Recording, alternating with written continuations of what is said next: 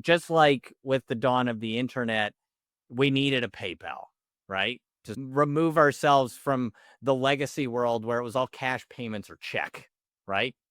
Okay, well now is the next transition where the the economic actors in this scenario are not necessarily all going to be human, right?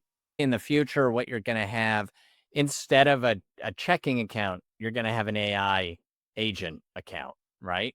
And there you can set the parameters for how that, like, how much of your bank account funds does that agent have access to? We're kind of unshackling ourselves from this human tethering to just completely greenfield application. Welcome to Tech Finance. I'm your host, Sasha Orloff, repeat founder and current CEO of Puzzle, and self-professed finance nerd. On this show, we dive into the pulse of B2B fintech, from newly funded startups transforming the office of the CFO to major industry shifts, deals, and partnerships that are reshaping how we think about finance. You'll hear the most important developments, essential analysis, and of course, AI innovations. This show is brought to you by Puzzle and the Turpentine Podcast Network. Let's dive in. Hi, everyone. So I recorded this podcast and it was absolutely fascinating. You get this inside view of the future of payments in this AI world from one of the most innovative founders I've ever met, Don Gossen, the CEO of Nevermind. Nevermind is sort of a PayPal for AI, but I realized after recording that we kind of started diving into some technical details of how they're building a payment protocol for AI to AI payments. Yes, agent to agent decentralized payments, but I never really set the context. It is absolutely fascinating. So without further ado, let's dive in. Hello, and season 2 is off to the races again. We're going to start talking about a bunch of cool stuff, newly funded emerging tech that I just think is fun and interesting. And this is one of the most interesting things I've heard about in a long time. Don, I'm so excited to meet you. Welcome to the show. Thanks for having me. Super excited to be on. Super excited to talk about what we're working on. Yeah. Okay. So you're the CEO and co-founder of Nevermind, Mined. Of course, what a cool ass name. And just announced a 4 million raise by Generative Ventures, Polymorphic, Near, Halo Factor, Lyric, and Arca. So congrats on that. Let's dive in to what you're doing. So what's the original vision? Tell us about what was the inception of Nevermind and what was the gap in the market for an AI payments protocol? This is like, I'm fascinated. So, as lame as this is going to sound, it's the culmination of, it's like a labor of love, right? It's a culmination of a 20-year career in ML and AI.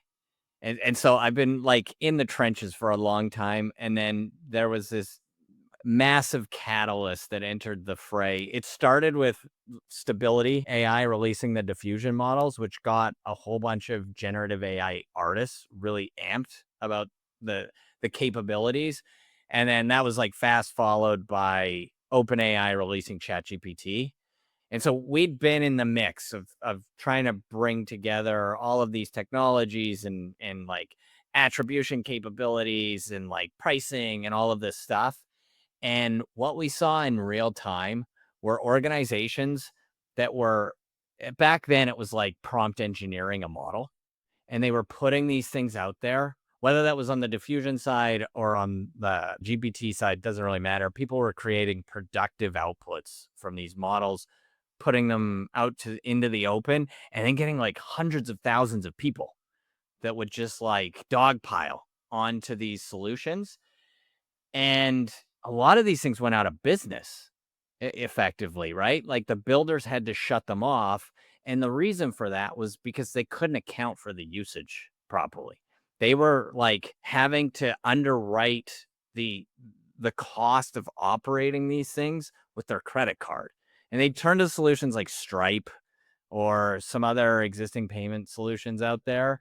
And the issue predominantly with like a Stripe is that it's very static in nature, right? It's based on what's called the SKU architecture. So SKU is like the number code for each individual product. It's basically, it was built to sell t-shirts on the internet, right? So if you're a vendor, you post your SKU, you're a small t-shirt, and you set the price, hey, $10, and the price of that small t-shirt doesn't change from one day to the next, versus a model. And now resultingly, the new form factor of AI agents, these are very responsive to the request, right? They can take in a dynamic set of inputs and then based on like tool selection capabilities can have a variable response by invoking a variable set of services.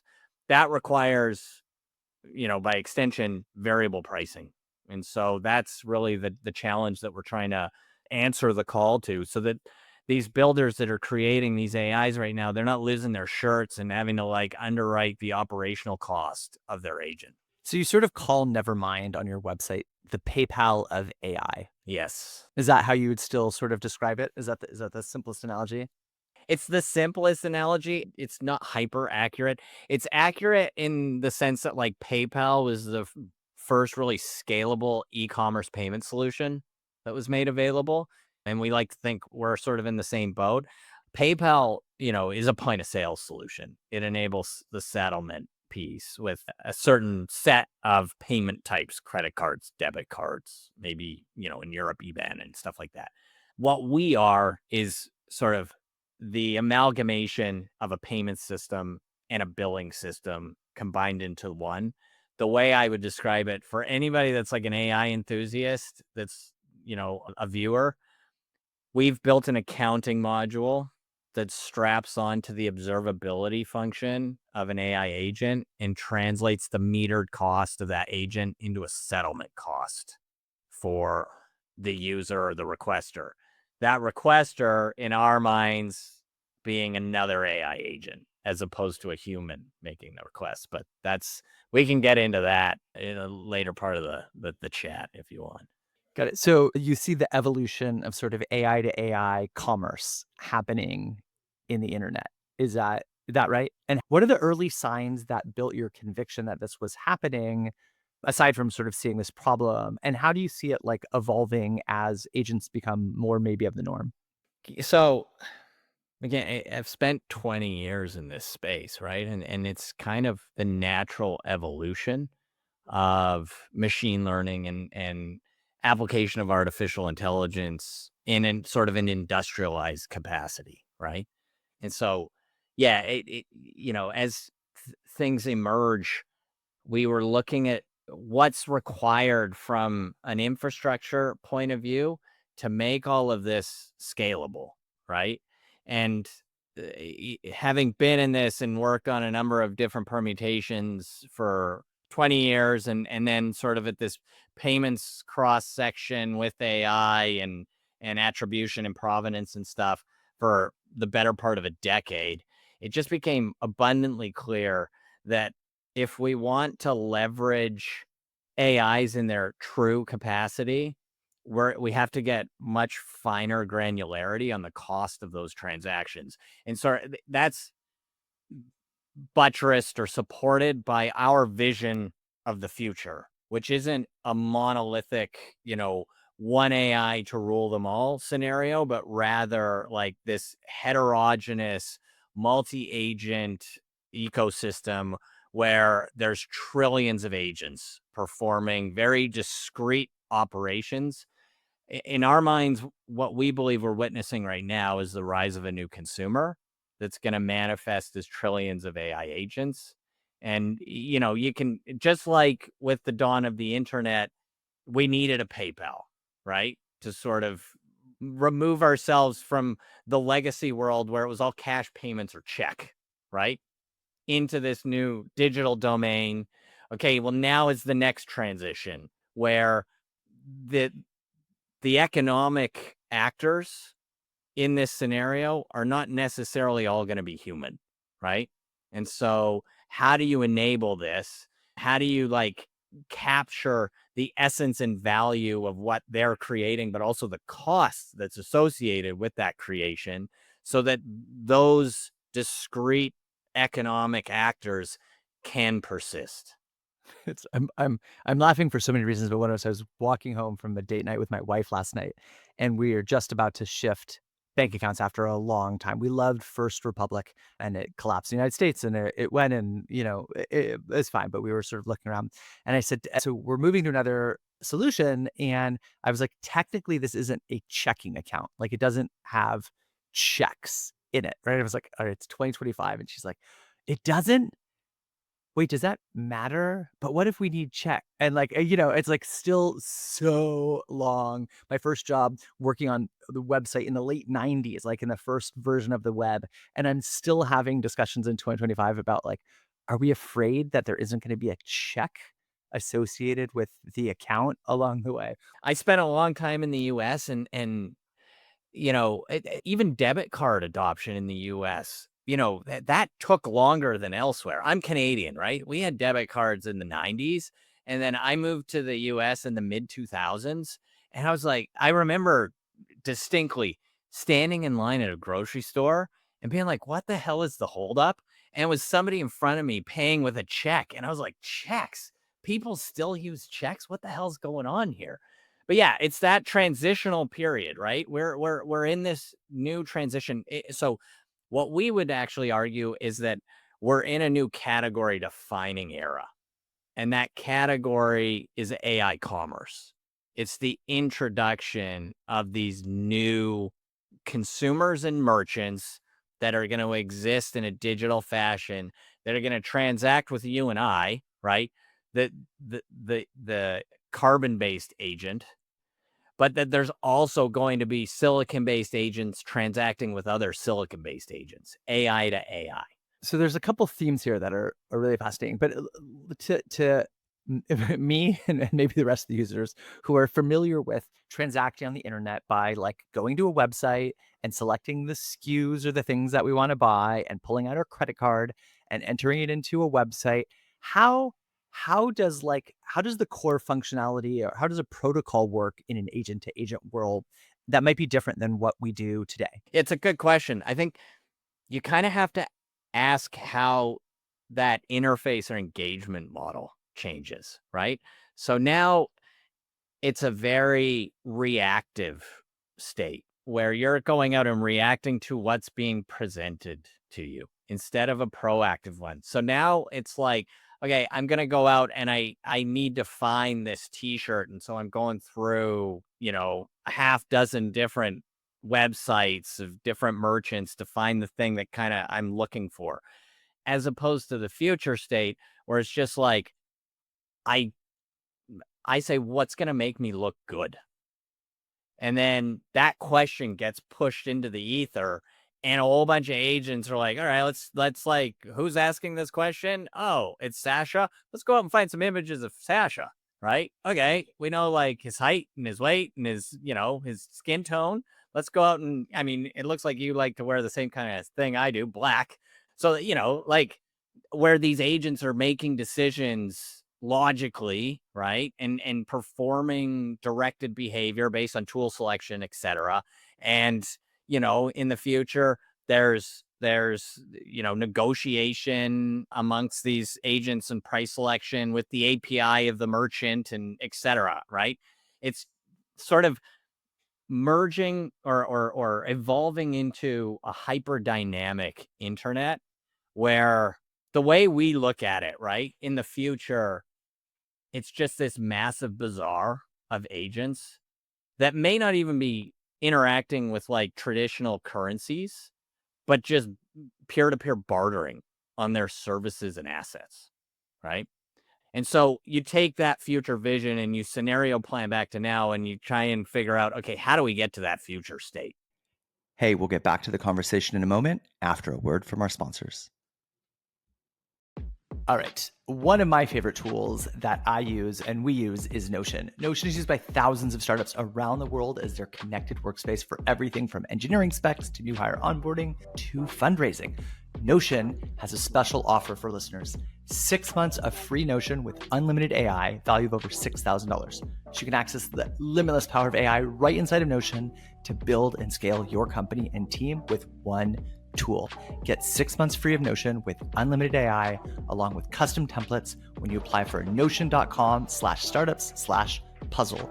Once again, that's notion.com/startups/puzzle. Go for it. Building a company is hard enough. You shouldn't have to second guess your numbers too. One day, an investor might ask you a question that you just can't answer. The next, you realize your books aren't as clean as you thought. Sound familiar? Puzzle is rethinking accounting from the ground up with an AI-first ledger that eliminates repetitive tasks and gives you real-time financial clarity so you can focus on running your business, not fixing spreadsheets. Accounting should work the way you do, fast, intuitive, and built for the future. Come check us out at puzzle.io. I mean, so on one hand, you open with an example, and I know as soon as my wife listens to this episode, she's going to be like, yes, like, I love this. Go make Sasha look better. Just do it. I don't care. Here's our. On the other hand, I think we're very familiar in a world where we control and secure transactions. I mean, it's not that controlled. It's like a piece of plastic sitting in my wallet with like 16 numbers on it and a code on the back. But like, there's a feeling of control because it's in my pocket. I enter it with my fingers into a website. How does Nevermind think about like control and security or trust of like how these things are going to interact together? Or is that not really part of it? It's just like it's a protocol and it will happen. So, okay, I'm going to answer this in kind of, I'm going to try and make it non-nebulous, but we see two modalities of AI agent emerging. The first orients towards what you're asking about right now. That's sort of a propagation of the existing protocols, right? For e-commerce, right? That modality is agent as proxy, right? Most people think about AIs as like, oh, it's my assistant. So I'm gonna go tell it to go buy me a pizza or go buy me, a plane ticket or plan my vacation and then book the travel and the hotels and stuff like that, right? And so what is it? The agent is a proxy for the human. It's an extension of the human. What it does is it removes that requirement to go to these websites and just interface with the APIs. It increases the efficiency of commerce. It doesn't actually necessarily increase the volume of it, though, right? Where what we're particularly interested in is the second modality, which is AI agent as independent economic actor. And that's where you get maybe within this construct of go book me a vacation, you have specializations of agents, right? Some that know maybe that know about you personally because you've fed in your contextual history. Maybe that understand like, okay, you like to travel to, the southern US or, Latin America or whatever. And then they can feed that to a specialist hotel booking agent that, knows all the best spots based on your demographic and your likes and interests for hotels and or accommodation and extracurricular activities, all that shit, right? There is a cost associated to operating each of those individual agents. And so what we're interested in is like the economics that exists amongst those agents. And then when you ask about, okay, how do you secure those agents? It's broadly speaking, it's a reputation game, right? Just like it is for us. Credit risk. That's where I started my career in applied machine learning on credit risk scoring. And that's where I found myself again. But that's kind of the extension, right? And so how do we propagate like trust within these agents? Well, it has to do with historical transactions, right? Were you reputable when you did this before? Did you exist before? And then how do you like catalog all of that? The answer to that question and how do you do that is like you introduce blockchain to the mix. It's really the only, it's a very blockchains are very elegant provenential integrity engines.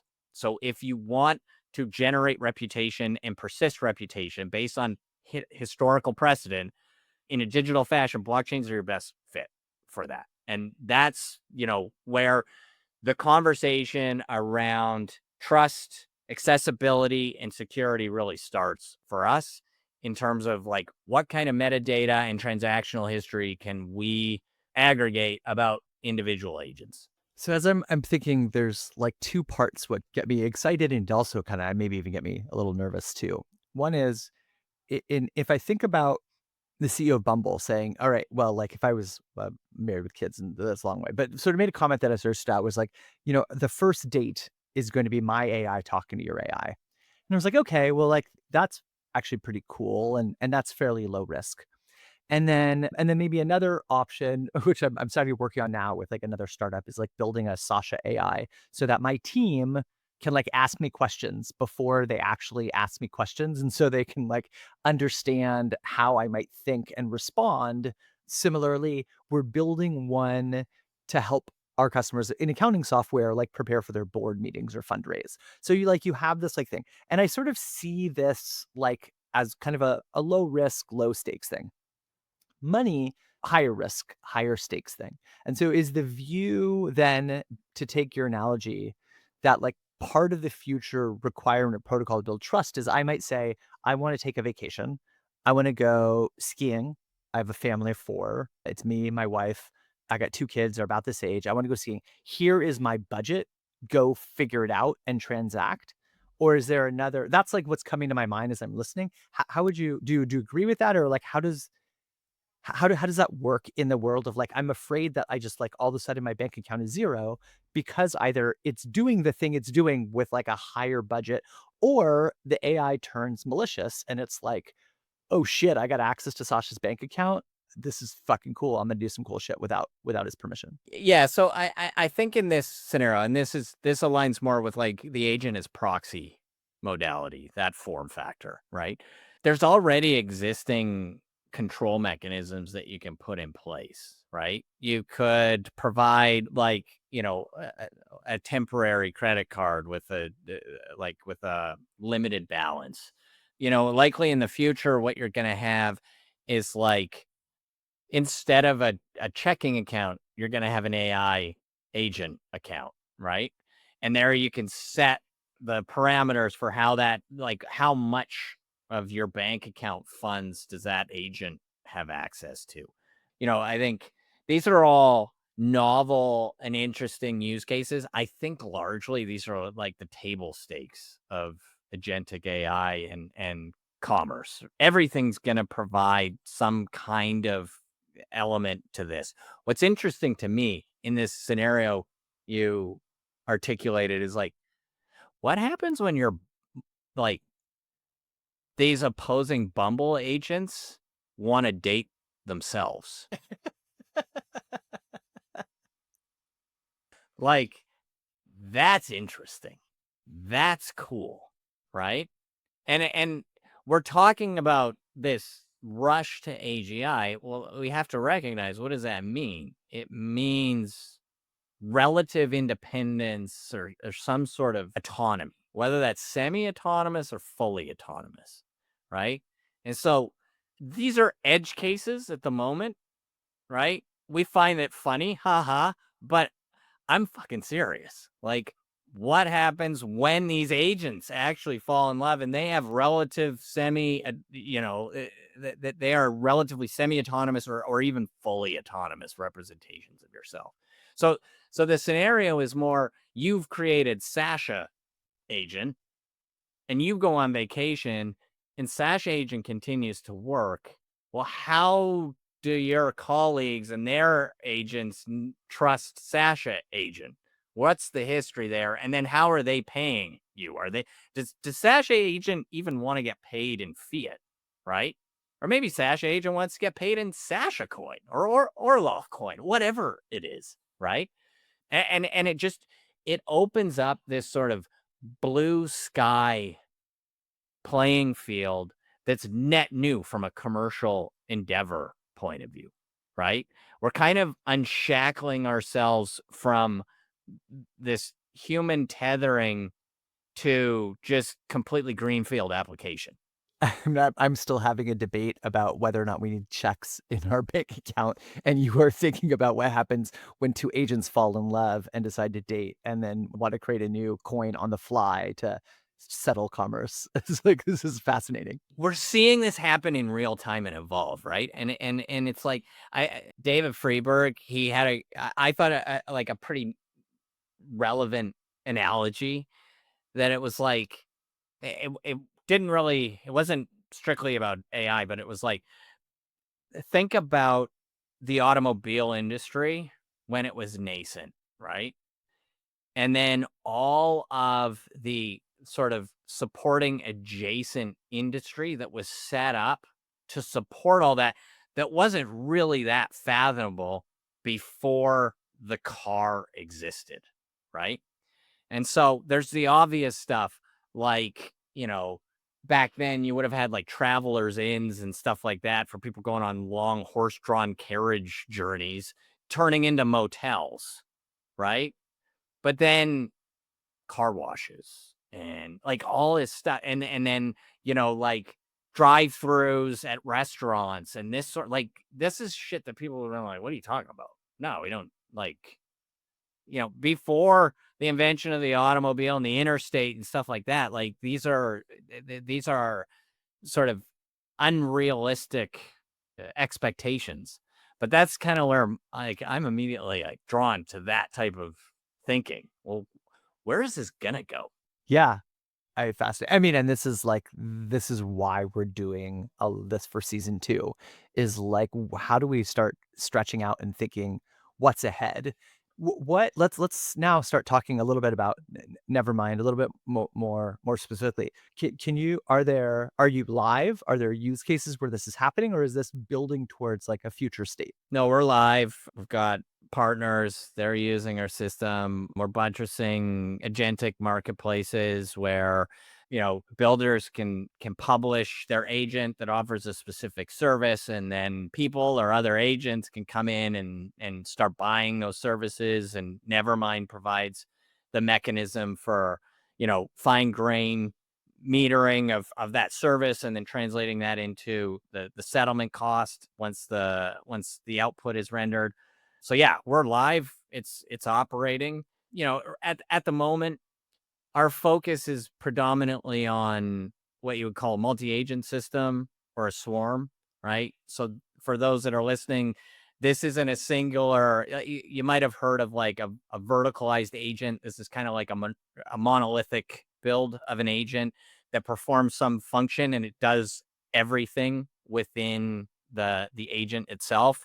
What we're seeing now take place is the decomposition of these monolithic verticalized agents into more verticalized swarms where each agent is decomposed into subtasks, and those subtasks are represented by agents, and they transact logically and call upon one another when they need to be called upon, etc. What's been so far the most rewarding either milestone or breakthrough or thing that just you've loved about building Nevermind? And then tell me about how the fundraise came about. I've been in this space my entire career, so it's just sort of the natural evolution. So I think, you know taking the leap into entrepreneurship was sort of the first achievement in all of this, and that took a little, you know, motivation and it was a leap of faith, right? I mean, look, I made the jump into entrepreneurship. My wife was she was 5 months pregnant when I left like my big corporate job to go do this stuff with our first kid. So it's a bit like, but I was like, whatever. My life's changing. I might as well change everything. So yeah, it took that leap of faith to just get started. I think the thing that I kind of pride myself on now is having the tenacity to stick through all the dog shit to get to this point. It's a bit vindicating. You know, I've been working on this proposition of commercializing AI and AI agentic AI for the better part of a decade.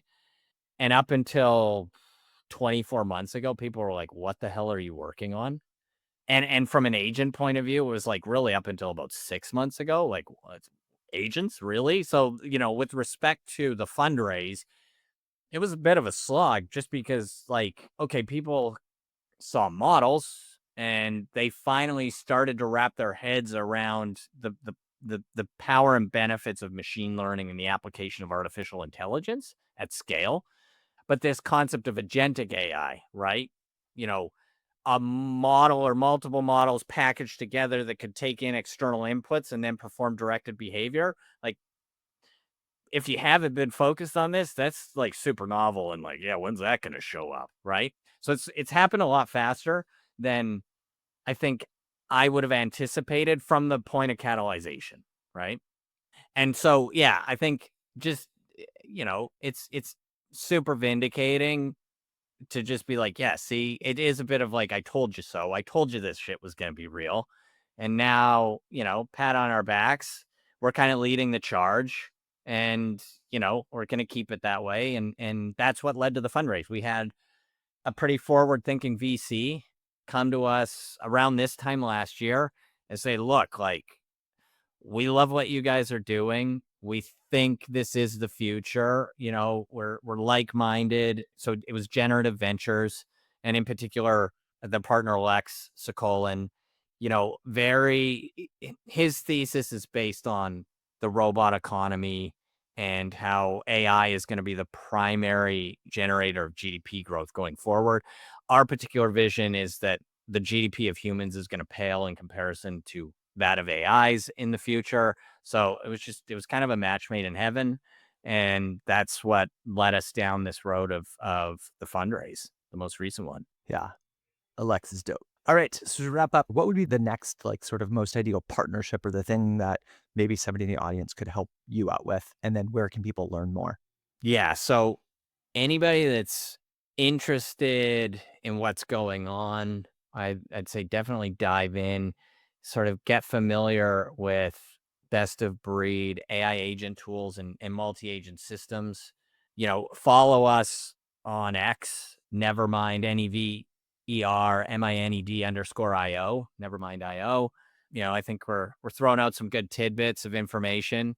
And once you start building and you want to start, really capturing the productive value of what you've built, reach out to us. I mean, we're happy to also help you build. You can jump into our Discord, come to our website, nevermind.io, NEVERMINED.io. Yeah, just happy to have anybody that's thinking about this. It's still early days, especially related to agentic AI and swarms and multi-agent systems. Please build a coordination system for us because we don't want to build it, but we find ourselves having to build it at the moment. Anyway, yeah. I love it. John, this is so fascinating. Thank you so much for sharing your time with me and the audience. We really appreciate it. Thanks for having me. Thanks for listening to Tech Finance with Puzzle and Turpentine. If you got value from this episode, please share it with anybody building or funding the future of technology. And please leave us a review wherever you're listening and tell me about what you want to hear more of. If you're looking for accounting software you'll actually love to power your company, check out Puzzle.io, the modern accounting platform for the AI era. Tech Finance is part of Turpentine, the awesome podcast network behind Econ 102 with Noah Smith, Turpentine VC, Complex Systems with Patrick McKenzie, and so many more.